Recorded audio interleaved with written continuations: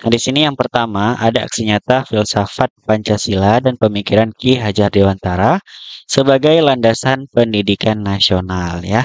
Nah, di sini ada 3 poin ya Bapak Ibu ya, bagaimana rancangan pembelajaran yang Ibu susun, kemudian di sini pokok-pokok pikiran Ki Hajar Dewantara mana saja secara eksplisit Bapak Ibu terapkan dalam rancangan pembelajaran, kemudian strategi ataupun metode pembelajaran yang Bapak Ibu pilih ya untuk keberagaman kebutuhan karakteristik peserta didik dalam rancangan ini. Nah, ini yang pertama Bapak Ibu ya. Kemudian yang kedua, di sini aksi nyata yang lain, Bapak Ibu bisa menggunakan makna, urgensi, dan strategi internalisasi pendidikan nilai dalam kerangka pendidikan nasional. Nah, di sini Bapak Ibu menyampaikan materi tersebut kepada anggota komunitas belajar ya. Nah, jadi yang pertama tadi membuat rancangan pembelajaran, yang kedua ini menyampaikan materi kepada komunitas belajar ataupun kombel ya Bapak Ibu ya. Nah, di sini ada pertanyaan reflektif Bapak Ibu. Ya, ada dua di sini. Apa saja pembelajaran atau wawasan baru yang Bapak Ibu peroleh dari pengalaman berbagi pemahaman ini dengan komunitas belajar Bapak Ibu. Kemudian tantangan apa saja yang Bapak Ibu hadapi saat berbagi pemahaman ini. Bagaimana Bapak Ibu mengatasinya. Nah, ini yang kedua ya Bapak Ibu ya. Kemudian yang ketiga, yang satu lagi di sini ada kode etik guru. Apakah perilaku guru sebagai pendidik perlu diatur ya? Nah, di sini media promosi ya, audio atau visual apa saja yang Bapak Ibu gunakan untuk mempromosikan kode etik guru di lingkup kerja Bapak Ibu. Mengapa Bapak Ibu memilih media tersebut ya? Kemudian di sini nomor dua, bagaimana konten promosi Bapak Ibu menyampaikan pesan-pesan utama kode etik guru. Berikan contoh pesan Bapak Ibu yang Bapak Ibu sampaikan. Kemudian di sini ya Bapak Ibu ya, pertanyaan reflektifnya, pembelajaran apa yang Bapak Ibu dapatkan selama proses merancang dan melaksanakan promosi kode etik guru ini ya. Kemudian tantangan apa saja yang Bapak Ibu hadapi dalam mempromosikan kode etik guru, bagaimana Bapak Ibu mengatasinya. Kemudian yang tiga, langkah selanjutnya yang Bapak Ibu akan lakukan terus meningkatkan kesadaran dan kepatuhan terhadap kode etik guru di lingkungan kerja Bapak Ibu. Nah, ini ketiga-tiganya semuanya dapat Bapak Ibu pilih ya. Jadi dipilih salah satu saja yang mau dibuat ke dalam jurnal pembelajaran. Nah, jadi dari ketiga aksi nyata ini silahkan dipilih ya. Nah, di sini saya memberikan contoh ya, yaitu saya memilihnya yang filsafat pendidikan, filsafat Pancasila dan pemikiran Ki Hajar Dewantara sebagai landasan pendidikan nasional. Nah, di sini yaitu membuat rancangan pembelajaran ya, Bapak Ibu ya. Oke, langsung saja kita buka ke dalam Microsoft Word. Nah, Bapak Ibu, di sini Bapak Ibu buatnya menggunakan Microsoft Word ya, agar nanti mudah tervalidasi di dalam ruang GTK ya. Nah, di sini Bapak Ibu yang pertama silahkan buatkan cover terlebih dahulu ya. Nah, jadi di sini silahkan Bapak Ibu tambahkan judul jurnal ya. Nah, di sini jurnal pembelajaran modul 3 Bapak Ibu. Kemudian di sini ada judul modulnya ya, yaitu filosofi pendidikan dan pendidikan nilai. Kemudian judul aksi nyata Bapak Ibu yang tadi ya, Bapak Ibu ya, yang ketiga tadi, silahkan dipilih salah satu. Di sini saya memilihnya filsafat Pancasila dan pemikiran Ki Hajar Dewantara sebagai landasan pendidikan nasional.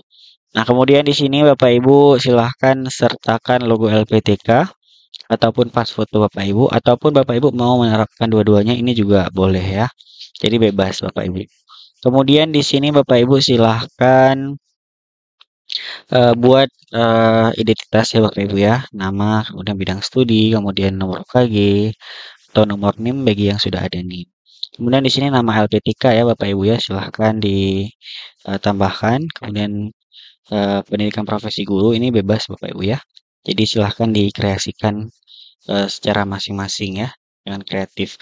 Kemudian kita masuk ke pembahasan yang pertama Bapak Ibu. Nah, jadi saya di sini yang pertama menambahkan filosofi pendidikan Indonesia. Nah, jadi Bapak Ibu, jika Bapak Ibu bingung untuk mendapatkan referensi ini, Bapak Ibu bisa membuka bahan ajar ya yang ada di dalam modul 3 ini. Ini saya contohkan. Nah, jadi ini adalah buku ajar ya Bapak Ibu ya dari modul 3 yaitu tentang filosofi pendidikan dan pendidikan nilai. Nah, di sini Bapak Ibu bisa membuat referensi ya, banyak sekali di sini. lengkap ya Bapak Ibu ya. Ini untuk semuanya modul 3. Nah, di sini saya memilihnya yang ini Bapak Ibu ya. Nah, ini saya memilihnya yang ini.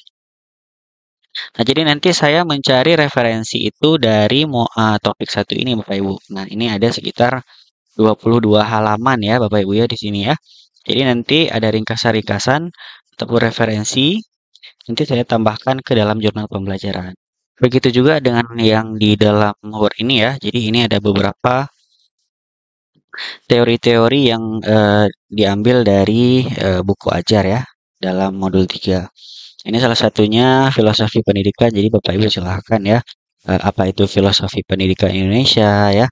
Kemudian di sini ada sila-silanya. Jadi Bapak Ibu nanti silahkan ditambahkan ya. Kemudian setelah filosofi ini sudah ditambahkan, saya menambahkan di sini tentang pendidikan nilai ya Bapak Ibu ya. Jadi di sini sama seperti yang tadi, pendidikan nilai ini juga bisa diambil dari buku ajar, bisa dari internet. Ya, jadi di sini pendidikan nilai adalah usaha sadar dan terencana untuk menanamkan nilai-nilai leluhur dalam diri individu agar tercipta karakter yang kuat. Ya, jadi di sini nanti jangan terlalu panjang juga Bapak Ibu ya. Jadi diambil sedikit saja untuk referensi ataupun teori yang ada di dalam jurnal. Kemudian di sini pendidikan nilai harus dilakukan dengan cara yang tepat agar efektif membentuk kepribadian moral serta di berikut prinsip-prinsip utama. Nah, ini ada 5 prinsip utama ya. Ada keteladanan, ada internalisasi nilai, kemudian pembiasaan, kemudian di sini ada partisipasi dan aktif, kemudian di sini ada konseptual. Nah, kemudian setelah saya menambahkan pendidikan nilai, di sini saya menambahkan pendidikan nilai dalam PPG ya. Nah, kenapa ini penting ya pendidikan nilai dalam PPG ya? Karena di sini guru bukan hanya pengajar, tetapi juga pendidik dan pembina moral ya. Nah, ini yang tidak boleh kita lupakan ya. Karena mungkin bagi sebagian orang menganggap guru hanya sebagai pengajar, padahal tidak ya, sebagai pendidik dan juga pembina moral. Guru menjadi panutan siswa dalam bentuk kepribadian dan karakter. Oleh karena itu, pendidikan nilai dalam PPG menjadi fondasi utama dalam menanamkan nilai etika dan profesionalisme guru. Membangun karakter guru yang jujur, disiplin, dan bertanggung jawab. Menyiapkan guru sebagai teladan nilai bagi peserta didik, nilai-nilai dasar pada profesi guru ya. Yang pertama ada profesionalisme karena nanti Bapak Ibu akan menjadi guru yang profesional. Kemudian di sini ada integritas ya, kejujuran, kemudian tanggung jawab ya sebagai guru ya untuk keberhasilan pembelajaran. Kemudian di sini keteladanan ya, contoh yang baik. Kemudian di sini ada keadilan ya, nomor 5 ya. Berarti ada 5 di sini. Nah, setelah Bapak Ibu nanti menambahkan pendidikan nilai dalam PPG, di sini kemudian Bapak Ibu menambahkan kode etik guru ya. Nah, jadi kode etik guru nanti Bapak Ibu silahkan tambahkan ya.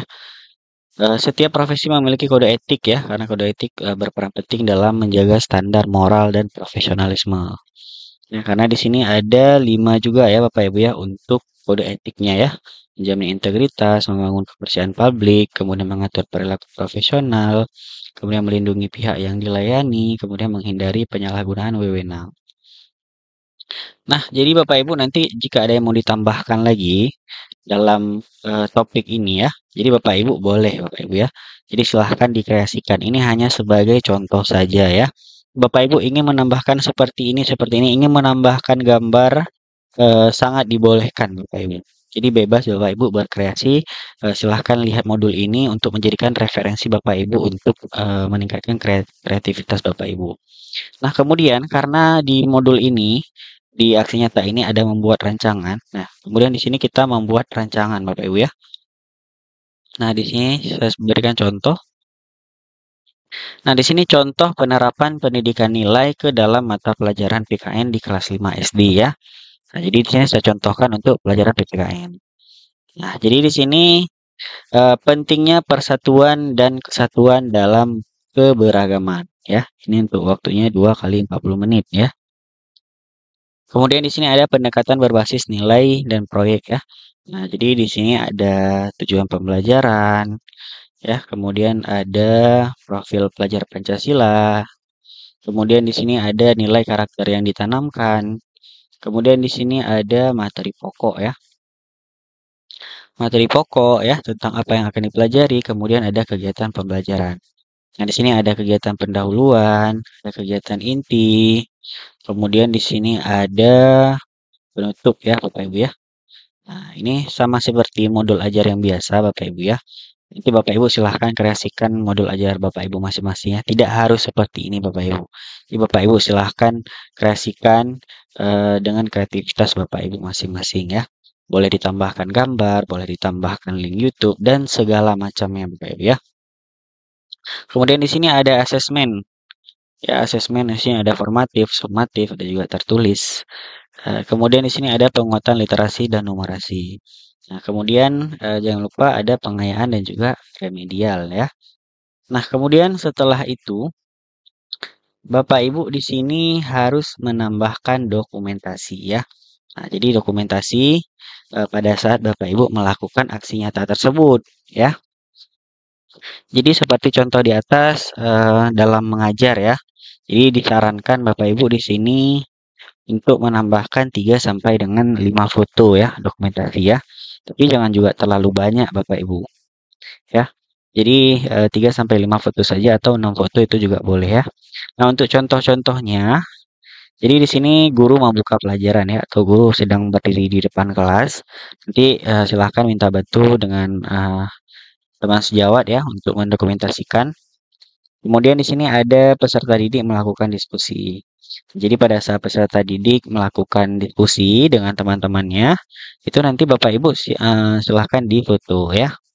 Kemudian Bapak Ibu juga bisa menambahkan dokumentasi pada saat Bapak Ibu mendampingi peserta didik sedang melakukan diskusi ya. Nah, kemudian di sini ada peserta didik melakukan presentasi ya. Jadi setelah diskusi nanti ada hasil proyek untuk dipresentasikan di depan kelas. Kemudian di sini guru sebagai fasilitator ya, yaitu guru melakukan penguatan. Itu nanti silahkan juga didokumentasikan. Nah, jadi bebas Bapak Ibu ya. Jadi untuk dokumentasi ini tidak harus seperti ini, seperti ini. Ini hanya sebagai contohnya saja Bapak Ibu ya. Jadi nanti Bapak Ibu silahkan kreasikan sendiri di dalam kelas Bapak Ibu masing-masing. Nah, kemudian setelah itu Bapak Ibu silahkan tambahkan refleksi ya. Nah, jadi refleksi ini juga eh, tidak ada format khusus Bapak Ibu. Jadi Bapak Ibu boleh menulis panjang lebar di sini bagaimana awal Bapak Ibu membuat aksi nyata, kemudian hambatannya apa saja, kemudian keberhasilannya apa saja, atau tindak lanjut nanti ke depannya apa. Nah, itu bebas Bapak Ibu ya. Nah, jadi di sini saya contohkan refleksi terhadap proses pembelajaran. Nah, ini pada saat proses pembelajaran. Siswa antusias ya dalam pembelajaran, pada saat diskusi. Kemudian ada juga beberapa siswa masih perlu didampingi. Kemudian di sini ada refleksi terhadap pemahaman siswa ya. Nah, bagaimana cara siswa mengidentifikasi, kemudian penjelasannya seperti apa. Nah, ini nanti Bapak Ibu silahkan kreasikan. Kemudian refleksi terhadap sikap dan nilai ya. Nah, tadi kita tentang pendidikan nilai Bapak Ibu ya. Kemudian di sini ada tindak lanjut. Ya, untuk kedepannya apa yang Bapak Ibu akan lakukan ya setelah pembelajaran ini. Seperti itu contoh refleksinya Bapak Ibu. Jadi tidak ada format khusus, silahkan Bapak Ibu kreasikan. Nah, kemudian yang terakhir ya di sini Bapak Ibu ya. Nah, jadi yang terakhir di sini umpan balik rekan sejawat ya. Nah, ini minimal 2 orang Bapak Ibu ya. Jadi Bapak Ibu silahkan sertakan foto rekan sejawat Bapak Ibu sedang menulis refleksi ataupun umpan balik dari Bapak Ibu ya. Nah, jadi contohnya seperti ini Bapak Ibu. Ini tidak persis seperti ini. Bisa duduk di kelas, di kantor, di meja piket, boleh ya. Kemudian nanti Bapak Ibu boleh foto ataupun boleh ketik seperti ini, itu bebas Bapak Ibu ya. Nah, ini catatan refleksinya. Saya contohkan siswa aktif dalam diskusi kelompok dan antusias membuat poster tema persatuan, nilai gotong royong, toleransi mulai terlihat saat kerja kelompok. Nah, nanti untuk yang guru yang lainnya silahkan tambah di bawah di sini Bapak Ibu ya. Jadi silahkan tambahkan di bawahnya. Kemudian Bapak Ibu jika mau menambahkan peserta didik itu boleh-boleh saja Bapak Ibu ya. Jadi Bapak Ibu di bawah rekan sejawat Ini Bapak Ibu nanti silahkan tambahkan untuk peserta didik jika Bapak Ibu ingin tambahkan ya. Nah, nanti berapa orang? Sekitar 2 orang itu boleh Bapak Ibu ya.